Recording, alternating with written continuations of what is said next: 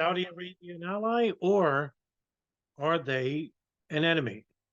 That's what the latest Florida Bulldog article writes today from Dan Christensen, in which he calls with the newest information that has come out in the last 24 months, a new congressional investigation involving the Saudi kingdom's financing and logistical support to some of the 9/11 hijackers while they were living inside the United States under the guidance and watch of the Central Intelligence Agency. So let's get right into it. As you can see, here it is. Saudi Arabia, our ally, or our perfidious ally, calls for a new 9/11 investigation to find out. Let's read. The 9/11 Commission, whose job was to provide the American public with a full and complete account of the circumstances surrounding the September 11 attacks, went out of business nearly 2 decades ago on August 21st, 2004, when the report was released. Since then, the public has learned much more about what happened. Basic dots have been connected to the point that our new knowledge has profound geopolitical implications for the United States. The essential question is Saudi Arabia our ally, or as former Senator Bob Graham has repeatedly said, our perfidious ally? Accompanying that new knowledge has come fresh calls for a new public investigation to build on what the 9/11 Commission began. Just like with the FBI. The FBI began their investigation into 9/11 terrorist attacks with Pent Bomb. What happens? Well, Pent Bomb ended, and a new investigation began by some of those FBI agents who knew there was more information that wasn't being released to the public, Operation Encore. So if there could be a new investigation into 9/11 from the FBI, why can't there be a new investigation from Congress? Right? Well, it says here, accompanying that new knowledge has come fresh calls for a new public investigation to build on 9/11 Commission began, and doubts and despair about the will of our leaders to get to the truth in the major news media to pay attention. True. And an acknowledgement from one former 9/11 Commission member that there is much more to discover. Of course. You know, one thing about the 9/11 Commission is that for you truthers out there to say the whole report is wrong, no, that's not true. The whole report isn't wrong because much information was not put in the report, making the report now false but incomplete. Now, ask yourself, why did these self-appointed experts of 9/11 truth basically tell you not to read something, which you should have done right off the bat to see whether the dots are connecting? You can't just listen to people, not even me, right? What I want you to do, the viewer, is to take information from somebody and then you verify it whether it's true. Guess what? You just became an independent investigator instead of a follower, which is what certain 9/11 truth movement self-appointed experts want you to be. Because once you stop following and once you investigate and properly research, you are not going to be following those people anymore because they don't do research, right? They're not investigators. They're grifters. A lot of them are. Not all of them, but a lot of them. No different than the media, okay? Accompanying that new knowledge is, okay, there is no doubts in my mind that the complete account of individual and some Saudi Wahhabi organizations' involvement in 9/11 has not been adequately investigated. The 9/11 Commission tried very hard, but was unable to get full cooperation from some administration departments, said former Congressioner John Lehman, who served as Secretary of the Navy under President Ronald Reagan. Wahhabism is Saudi Arabia's dominant faith, a fundamentalist sect of Sunni Islam akin to puritanical Salafism. Kristen Breitweiser is a 9/11 widow. She lost her husband, Ron, who worked in the World Trade Center South Tower, and she was one of the 4 so-called Jersey Girls who were instrumental in getting a reluctant President Bush to establish 9/11 Commission. The last time the truth movement did anything positive, and they weren't even called truthers. They were just called the Jersey Widows. Of course, we need a new investigation because the first 2 official ones were cover-up stories rather than full and complete fact-finding accounts. The commission based its entire understanding of the 9/11 plot through unreliable evidence gathered through the enhanced interrogation of individuals like Khalid Sheikh Mohammed. And you know that the NSA never provided any records of files, particularly the transcripts related to its Al-Qaeda targets. Hey, guess who else has been trying to tell the public about releasing NSA transcripts? Paul Thompson, Kevin Fenton, Ray Nowlisky, John Duffy, myself. That's where, as CIA's chief of station Michael Scheuer put it, the gold mine of Al-Qaeda and bin Laden and 9/11, the gold mine of information, the NSA. It's the reason why the Joint House and the 9/11 Commission barely interviewed Director Michael Hayden. Now, I have uploaded the entire inquiries. Go watch them. You'll see that very few questions were directed to Hayden. Very few. Why? Question is why. And why the NSA? Because, like I said in previous videos, the NSA were listening to bin Laden's satellite phones from the mid-90s. That's how they found out about the Yemen hub. They then went and tapped the Yemen hub. Can you imagine what they were talking about in those phones? Were they talking about operations or were they not? We don't know because they didn't release the transcripts. Why? That is the essence of 9/11 right there. Not the damn towers or how they fell, right here. We're talking about years before 9/11. If they were talking about the plane's operation at the Malaysia summit meeting, if they were talking about it on these phones, that means that the NSA knew about specifics and didn't share that either with the CIA or the FBI or the State Department or anybody else. This is the reason why we need the transcripts released. Good on Kristen Breitweiser. She gets it. Why can't you? So, yes, I say it's about time for a follow-up investigation that answers the many questions that the 9/11 families have surrounding the cold-blooded murder of about 3,000 loved ones. And I'd be happy to work as a staff member of that investigation for free. John Lehman. Brett Eagleson's father, John, also died in the collapsed South Tower. We need to correct the mistakes in the 9/11 Commission, which never had the luxury of incorporating the findings of Operation Encore, Brett Eagleson said. That's right. Or the counter documents. The U.S. government, Saudi government, and the mainstream media default back to the findings of the 9/11 Commission. But what we've been saying for a long time now is that the 9/11 Commission has been nullified given what we know now. And we know so much now. Not everything, or not even close to everything, but we have enough now that we could command a new investigation. And maybe we can incorporate the DEA report, the Gerald Shea memorandum, into the new investigation. Whoa! Because that's what Gerald Shea, the retired lawyer who the memorandum was named after, sent to the Joint House and 9/11 Commission. He sent his inquiry, the report. They ignored it, just like they ignored Able Danger, just like they ignored the NSA's transcripts. So the report, not all the commission report is wrong. It's incomplete. Incomplete report. That's what it should be called. There should absolutely be either congressional hearings, a Senate committee maybe, or a new 9/11 investigation to correct the shortcomings of the 9/11 Commission. I would say, and I'm not important, who am I? I would say a new investigation brought on by a public inquiry with some retired FBI officials that were trying to blow the whistle, like Mark Rossini or Ken Williams, right? And also prevent those, and anybody working in the Operation Encore case, and send those findings to a congressional inquiry, one that isn't persuaded by political ideology. That's important. It's going to be hard to do. I know that others feel the same way. I'd love to see the FBI agents that worked on Encore be called before a congressional body to testify. Brett Eagleson, I've interviewed him. He's a fantastic individual. Head of the group 9/11 Justice, made up of families of loved ones, first responders who went on the scene. Their calls for more information were met Sunday night by a bipartisan demand for 9/11 records issued by U.S. Senate Permanent Subcommittee on Investigation Chair Richard Blumenthal Ranking member Ron Johnson.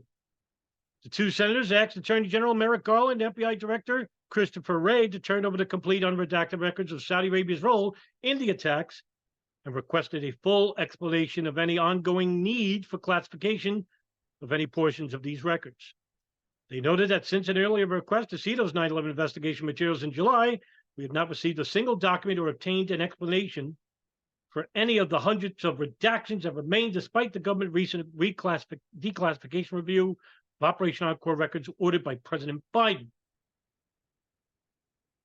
Sharon Premioli is a survivor of the attack. She escaped the North Tower before it fell, but was seriously injured when she got caught in the blast that accompanied the collapse of the South Tower. Absolutely. We need a new 9/11 investigation, she said.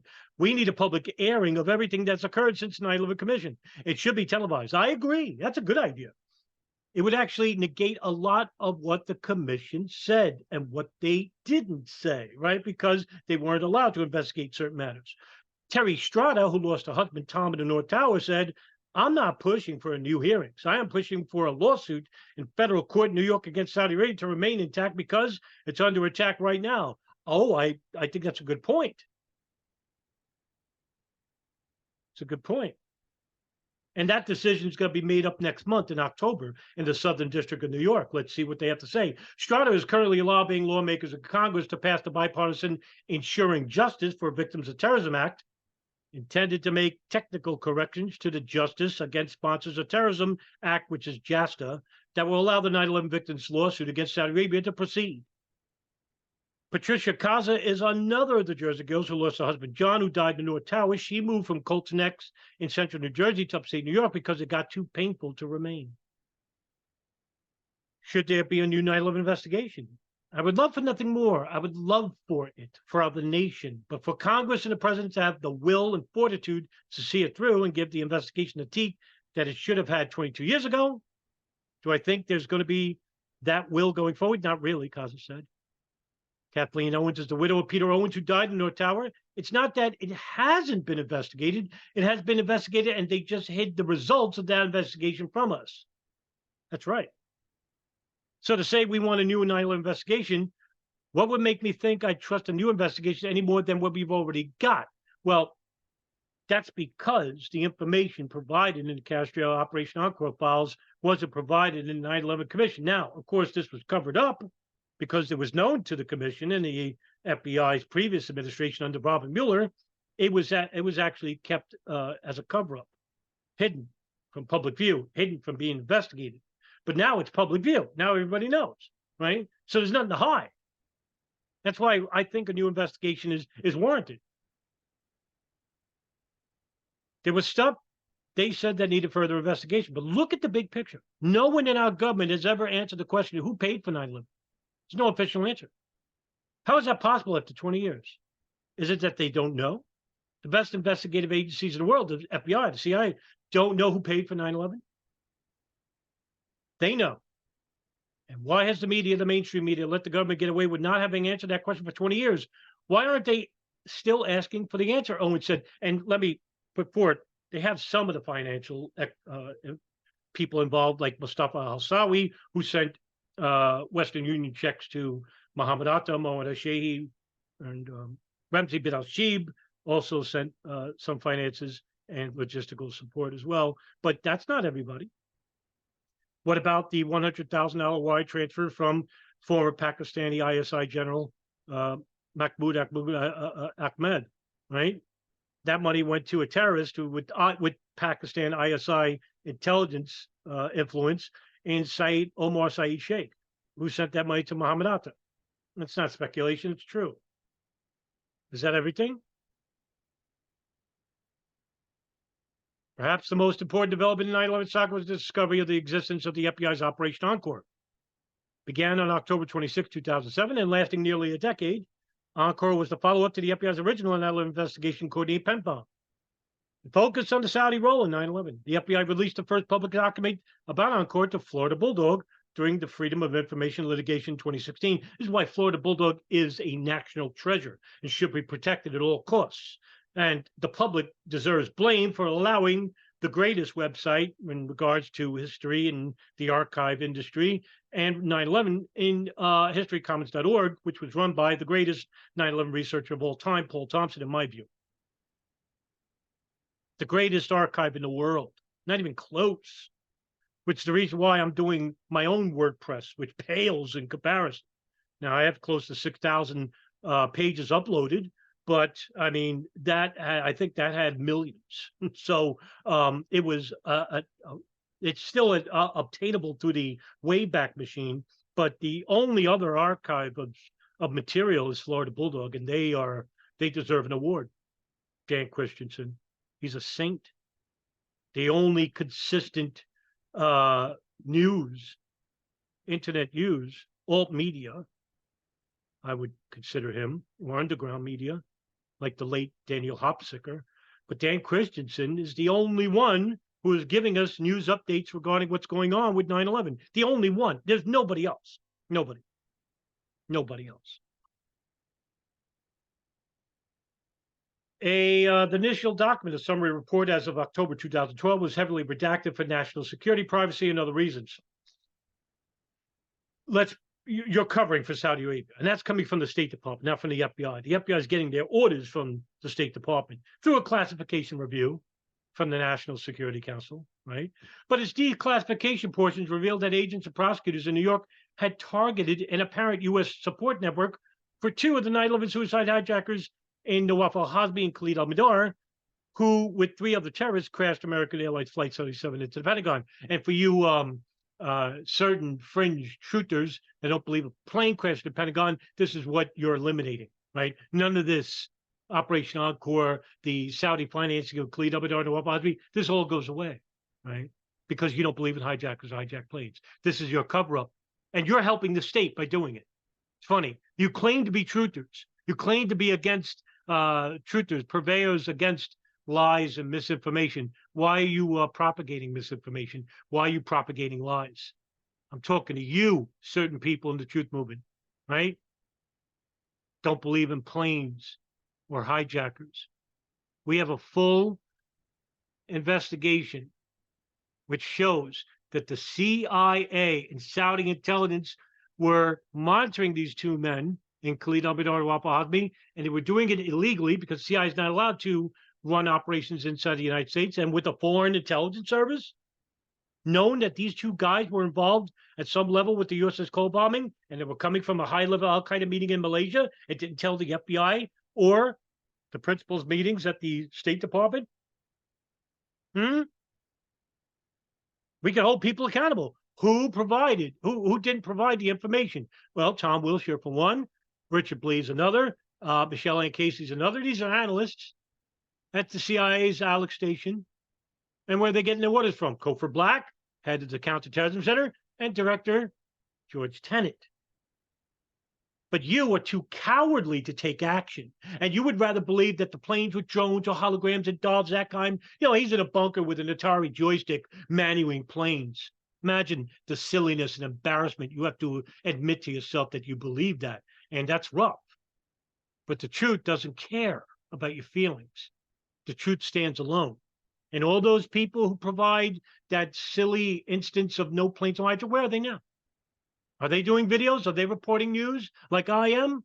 Or DJ Thumberdayner is? No. Or Sean Russell and Darren Harvey? No, they don't. We're the only ones providing new information. You remember that. And I don't want a pat on my back. I don't want that. I don't want a pat on my back. I don't want to be acknowledged. I want the information acknowledged. That's more important to me. And if you remember me more than information, I did something wrong. I want action.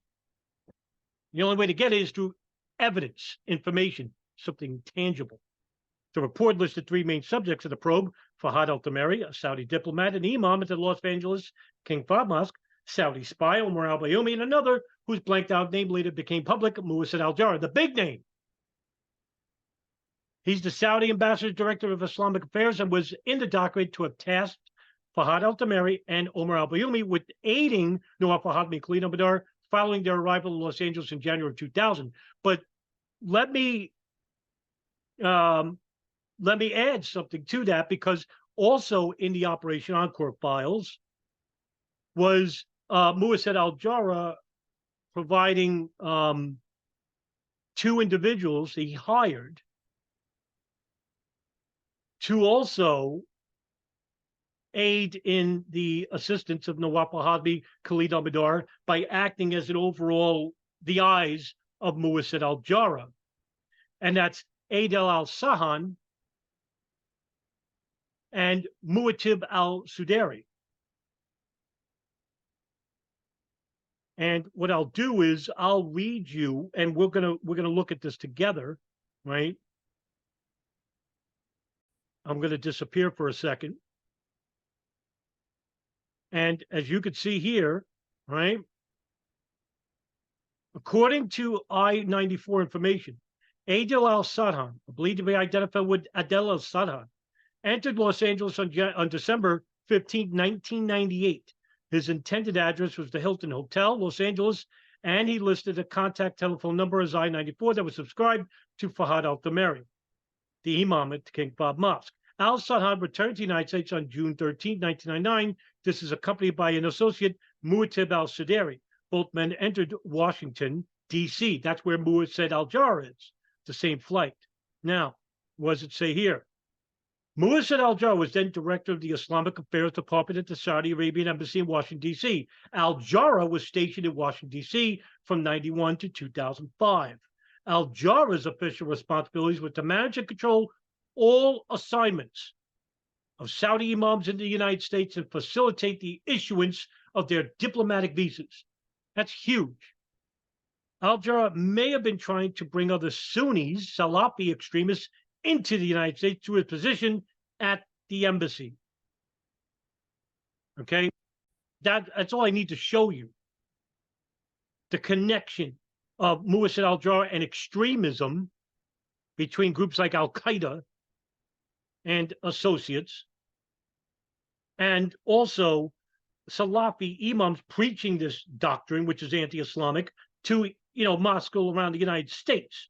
Now you have a nexus, and one imam who has connections to the 2 men that were being surveilled by the CIA and the Saudi General Intelligence Director was Fahad al-Thamari.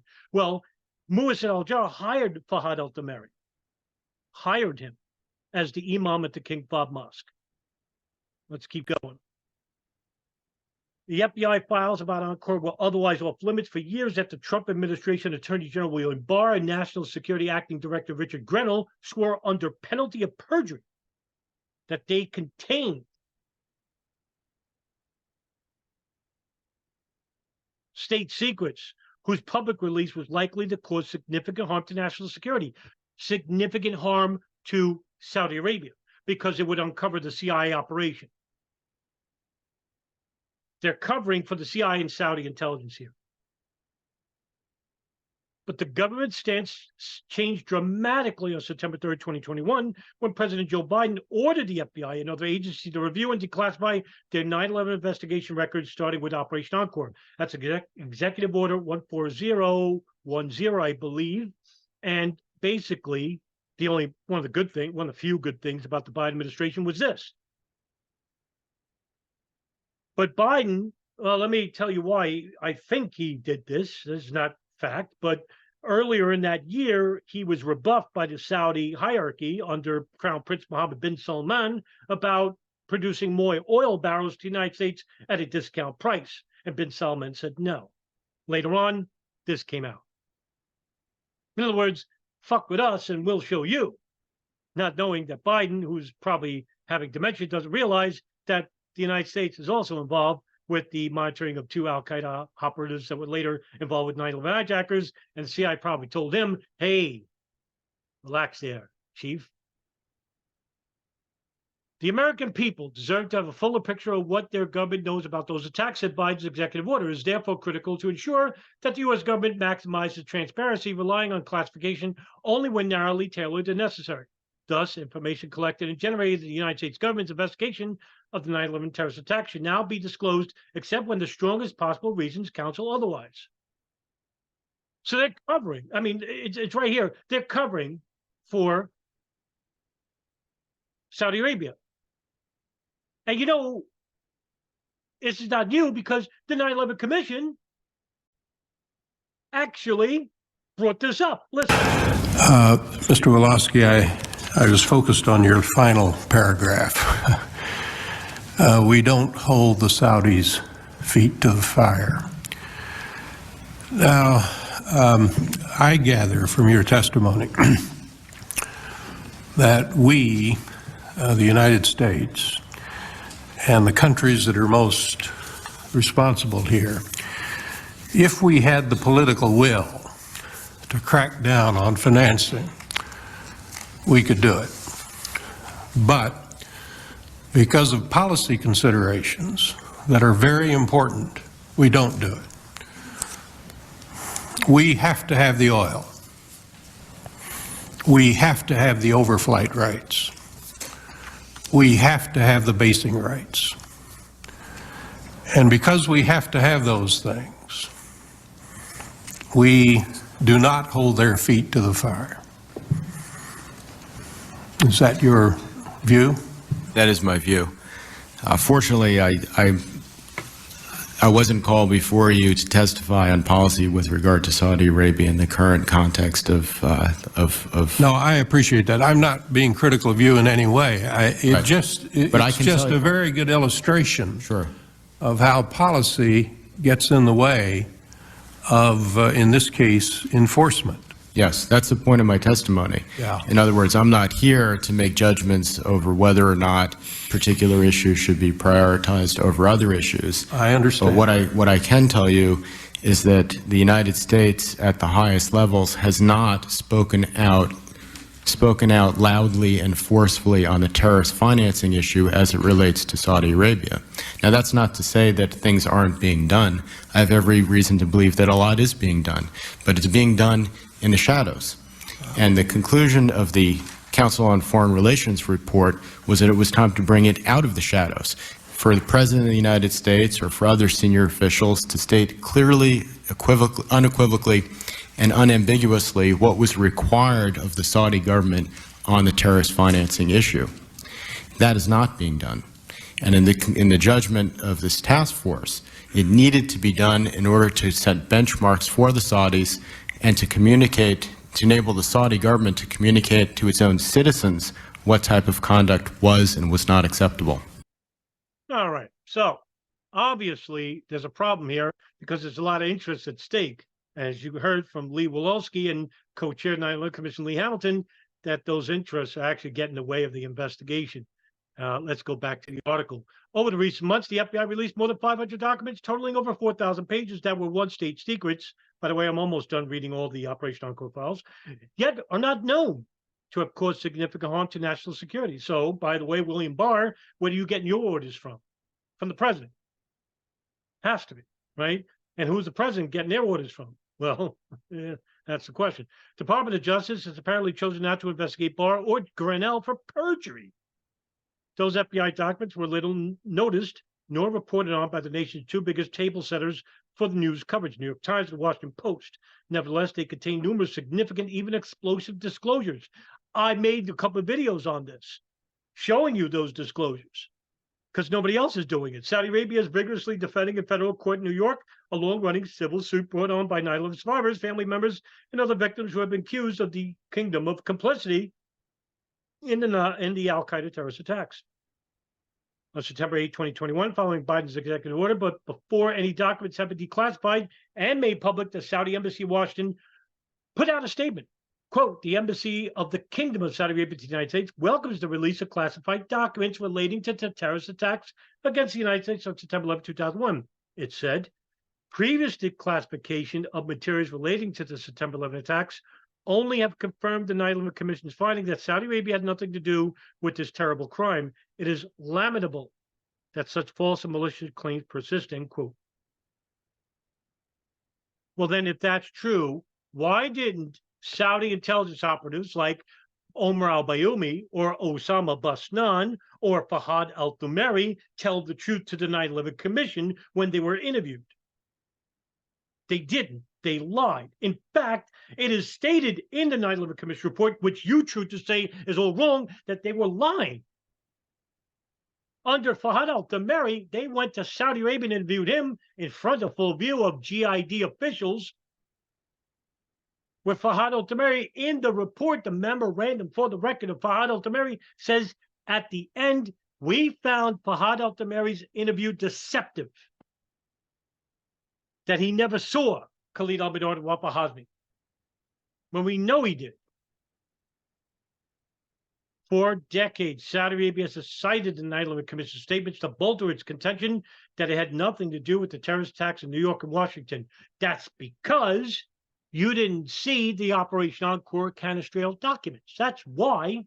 And now with this new information, that's why we're calling for a new investigation.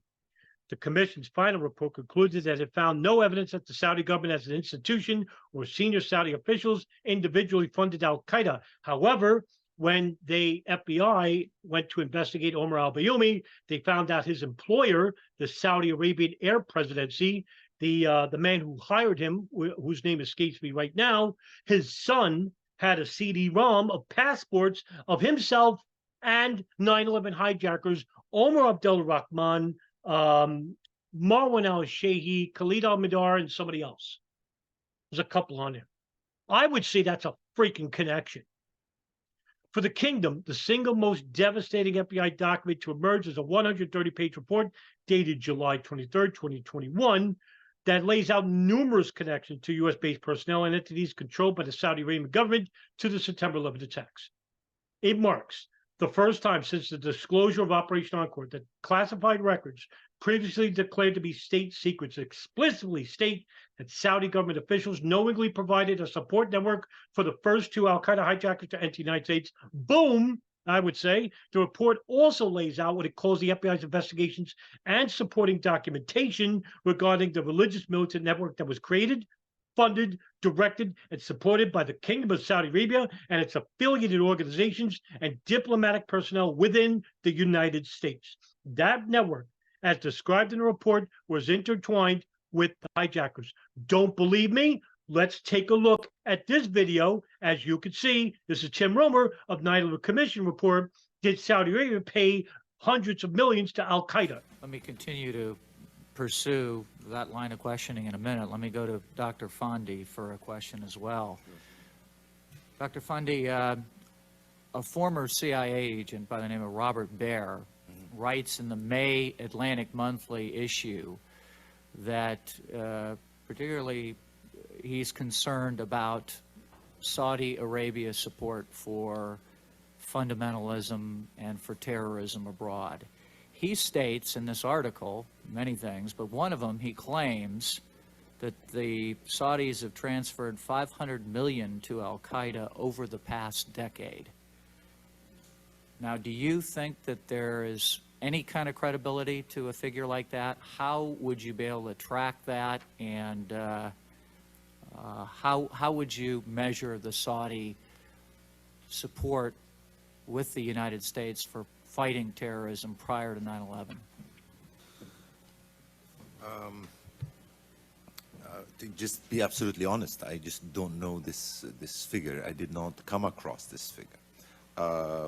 And also the idea of wire transfer or transfer of funds, I can probably say throughout the Arab world, people use cash and not banking systems.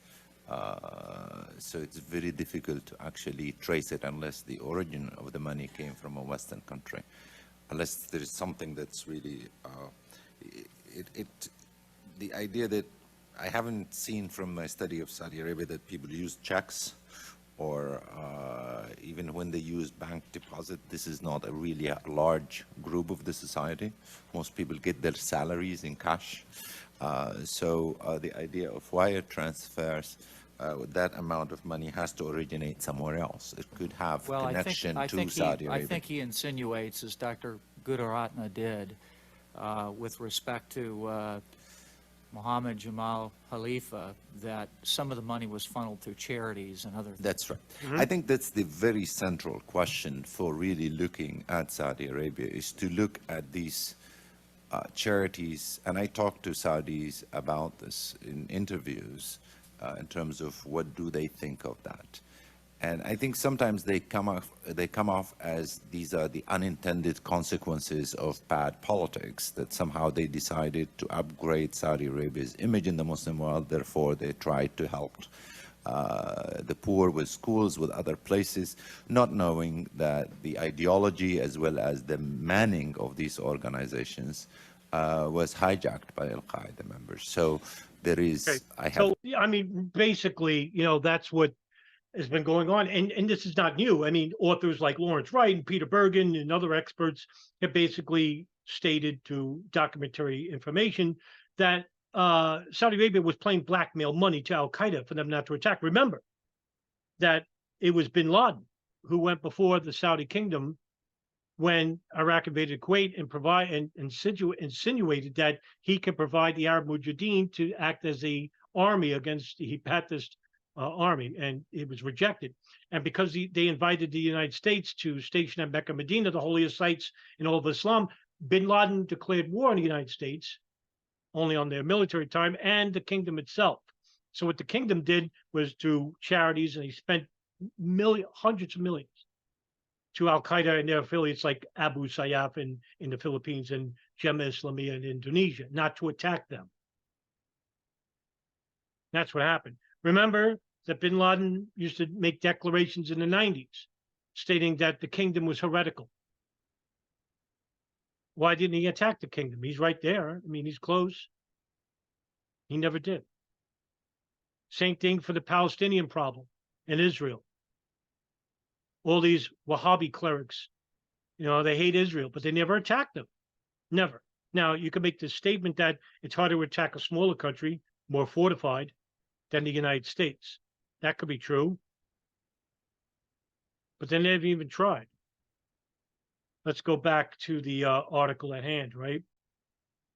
Saudi government officials and intelligence officers were directly operating and supporting the entities involved with this network. Their involvement with the activities of the organizations, individuals would logically be supposed to have the knowledge or countries of the Kingdom of Saudi Arabian government.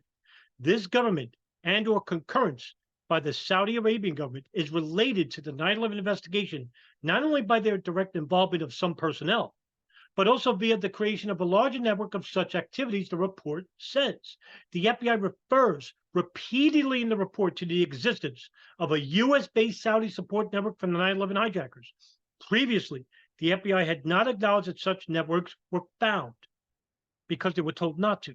The report goes on to provide an updated analysis about the ties of some of these entities to Saudi Arabian intelligence services, noting that much information has come to light since the 9/11 Commission report in 2004.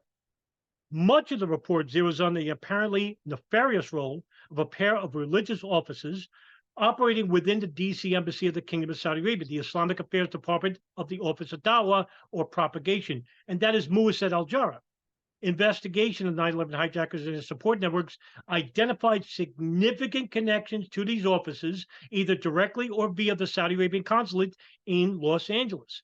The report also names Prince Bandar Bush, he was nicknamed, then Saudi Arabia's ambassador to the U.S. and close friend of both Presidents Bush and the Saudi embassy, as being involved with the funding of a multitude of Islamic organizations, imams, and other religious figures within the United States, many of which were involved with militant ideology. The 2021 FBI report affirmatively identifies diplomat Muassad al-Jarrah for the first time as also working as a spy for Saudi Arabia's primary intelligence agency, the General Intelligence Presidency, the GIP or the GID Directorate. A heavily redacted section of the report states that as early as 2001, the embassy's Islamic Affairs section was one of the largest spy operations in the world with approximately 50 officers. Wow, right? They're not the only ones, because on the other hand, we have the Israelis through the Gerald Shea memorandum. Put these two together, what a nexus, right? The 2021 FBI report also lists detailed information about numerous of the Saudi individuals, educational institutions, and charities, most notably the Muslim World League. That's where the money is coming from, because Saudi government officials go to the Muslim World League and other organizations, and they pay through these charities and imams, like in Virginia or San Diego or Los Angeles, right? Or Maryland. That's where the hijackers were. Just so happens that's who they were meeting. When Khalid al-Mihdhar and Wahhabi were in Los Angeles, they went to see Fahad al-Tamari. When they went to San Diego, they went to see Anwar al-Awlaki. When they went to Virginia, they went to see Anwar al-Awlaki. The primary non-government organization in Saudi Arabia was MWL, which operated the International Islamic Relief Organization, Sanabel, the Sanabel Akhir Seeds of Charity, the Al-Amin and World Assembly of Muslim Youth. The report says they were collectively operating out of offices in Herndon, Virginia, where Khalid al-Mihdhar and Nawaf al-Hazmi went. The 2021 report about those other offices associated with the Saudi embassy documents the extensive ties to the Saudi Arabian government, as well as extensive ties to terrorism, specifically Al-Qaeda. Al-Qaeda members were employed within these organizations and utilized funding for terrorism support and used the offices for cover for movement of personnel. Other declassified FBI documents or documents that have been now released in less sensitive versions have put much more new evidence on the 9/11 record. A less redacted version of the October 2012 FBI summary report revealed the names of persons authorities were seeking to indict in New York for providing material support to the hijackers. Modar Abdullah, who now lives in Sweden, worked with Nawaf al-Hazmi at a Southern California gas station, accompanied Nawaf al-Hazmi, Khalid al-Mihdhar to Los Angeles International Airport in June of 2000 before Khalid al-Mihdhar's return trip to Yemen to visit family.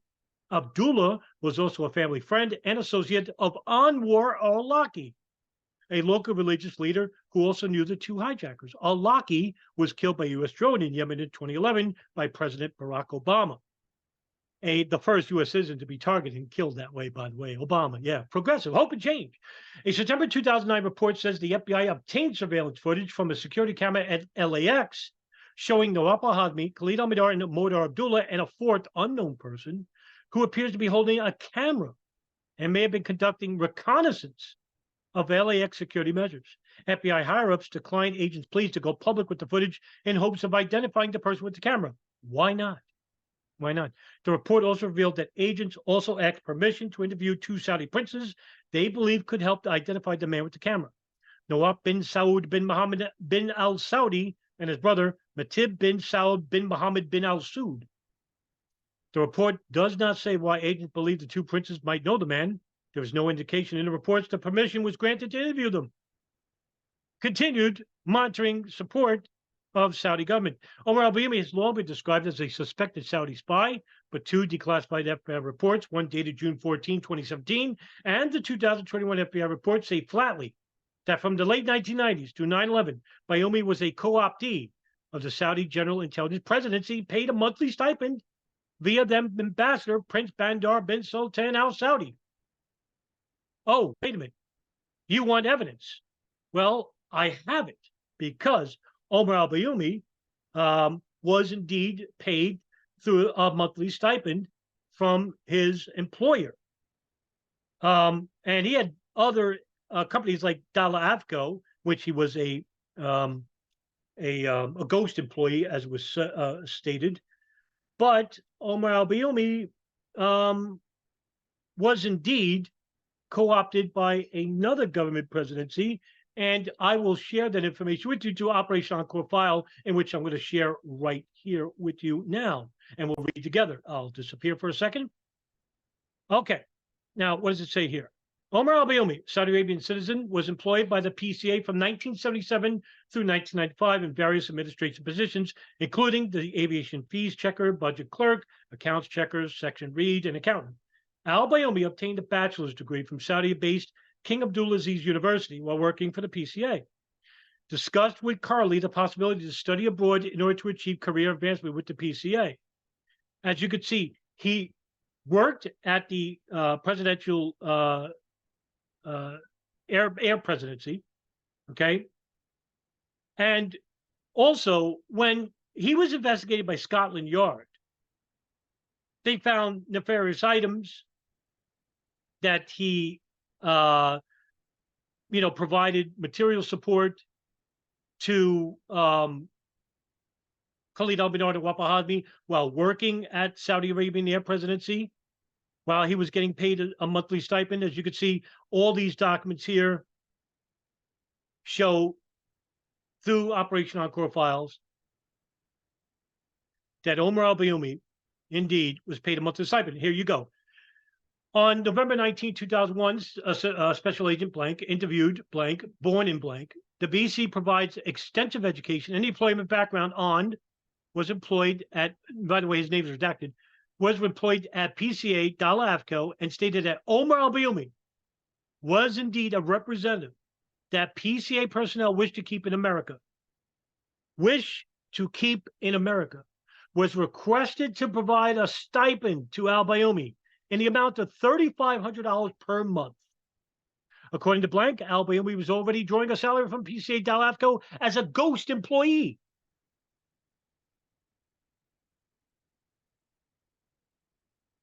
To you truthers that don't read, look what you're missing out, right? Look at what you're missing out. Let's go back to the article. Information Al-Bayoumi obtained on persons of interest in the Saudi community in Los Angeles, San Diego, and other issues which met certain GIP intelligence requirements would be forwarded to Bandar bin Sultan, the U.S. Saudi ambassador to the Bush administration. Bandar would then inform the GIP of return of items of interest to the GIP for further investigation, vetting, or follow-up. Now let's go further, right? Other information of significance have been released by other agencies. Last November, for example, the 31-page summary of the 9/11 Commission's private interview with President Bush and Vice President Dick Cheney. I made a video about that. The summary revealed that neither Bush nor Cheney was placed under oath during a 3-hour meeting in the Oval Office with the 9/11 Commission. It also described a generally relaxed, non-adversarial, and largely superficial get-together during which no significant information was gleaned.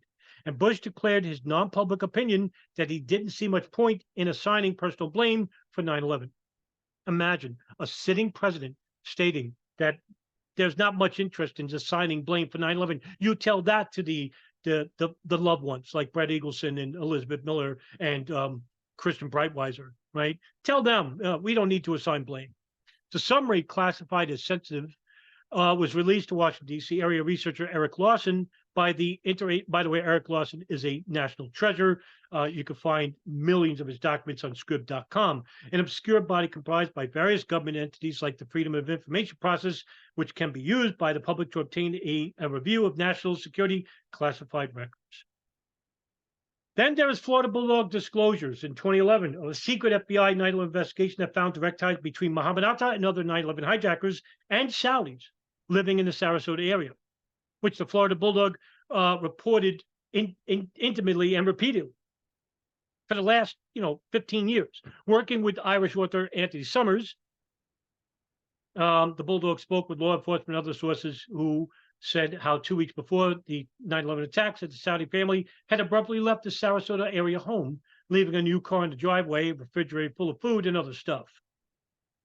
In the weeks that followed, law enforcement agents not only discovered the home was visited by vehicles used by the hijackers, but phone calls were linked between the home and the hijackers, including Mohammed Atta and fellow Al-Qaeda member Marwan al-Shehi, who flew Flight 175 into the South Tower, and they were learning to fly a small airplane to the Huffman Aviation, a flight school at Venice Municipal Airport, 10 miles south of the home. The FBI kept its probe secret from Congress. Why did they do that? Which was then conducting a bipartisan 9/11 investigation, according to Senator Bob Graham, who co-opted the joint inquiry. Nor is it mentioned in the final report of the 9/11 Commission. Now, I say to you that with the Canestrino document, with the Operation Encore files released, the unredacted portions anyway, we can, with these two, the biggest revelations in all of 9/11, along with the Gerald Shea Memorandum, let's not forget that, we could show two foreign governments, intelligence services, including members of the military were involved with Israel, that there were foreign intelligence services monitoring not just the FBI, the DEA through the Israelis, but also to the 9/11 operatives. Now, was Israel acting in accordance with Saudi Arabia and the CIA? I don't think so. I think they were operating independently, but I think maybe the CIA knew about them. We just hope that they would share information with them, but they didn't. Obviously, 9/11 could have been prevented. But these are the questions we should be asking, not if a fucking third building fell. Who gives a shit about that? We'll get to that later. Right now, this is it. Right here, this information, which has names to go along with it. If we don't do it now, we ain't going to do it later. So we need more voices on this. For you out there who don't have a YouTube channel or an article or a Twitter account or a Facebook account, share this information. How about you? You share information, because we need more public interest in this. This is a huge operation, huge, monumental.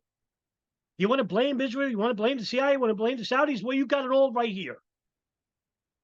Stop with the no planes, no hijackers, Judy with space. Stop it. Here's your cover-up right here. Okay. See you guys in the next video. As always, I will report without prejudice and without bias. And if there's any new updates, you'll be the first to know. See you in the next video. Take care, everybody.